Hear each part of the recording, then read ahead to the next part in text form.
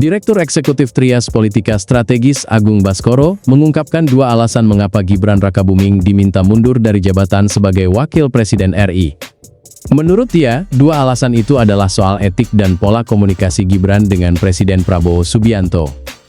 Gibran maju sebagai calon wakil presiden hingga akhirnya terpilih sebagai wakil presiden tidak lepas dari persoalan etik. Istilah Gibran etik di Pilpres 2024 merujuk pada polemik etik yang muncul terkait pencalonan Gibran Rakabuming Raka sebagai calon wakil presiden Prabowo Subianto dalam pemilihan presiden 2024. Fokus utamanya adalah soal etika konstitusi dan dugaan konflik kepentingan dalam proses yang memungkinkan Gibran maju sebagai cawapres. Gibran, yang merupakan putra sulung Presiden ke-7 RI Joko Widodo, awalnya tidak memenuhi syarat usia minimal 40 tahun sebagai cawapres berdasarkan pasal 169 huruf Q Undang-Undang Pemilu.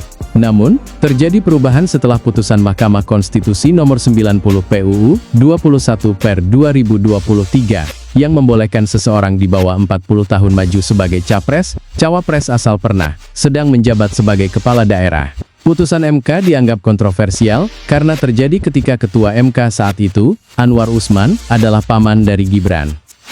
Anwar ikut memutus perkara yang secara langsung menguntungkan keponakannya. Majelis Kehormatan Mahkamah Konstitusi kemudian menyatakan bahwa Anwar Usman melanggar etik berat karena tidak mengundurkan diri dalam perkara yang memiliki konflik kepentingan langsung.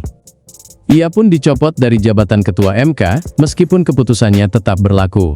Sementara itu, kedua terjadi pola komunikasi kurang berjalan antara Gibran dan Prabowo.